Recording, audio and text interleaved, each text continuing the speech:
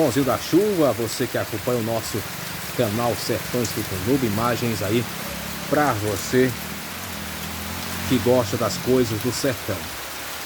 Já aproveita aí, você que não é inscrito, para se inscrever, ativar as notificações e deixar aquele like para dar aquela força.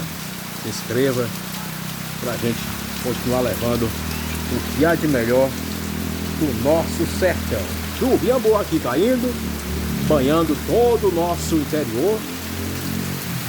A água vai descendo aqui na biqueira e a gente traz esse registro para você, amigo seguidor. A chuvinha tá engrossando, a chuvinha tá engrossando. Olha aí. A chuvinha vai engrossando, vai caindo aqui devagarinho e vai molhando aqui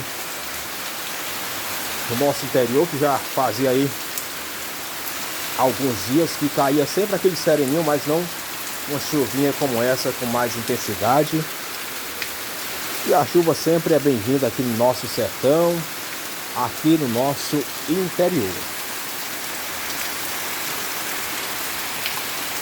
Ali ao fundo a gente vê aquele amarelo ali, um pezinho de canapum carregado de canapuns.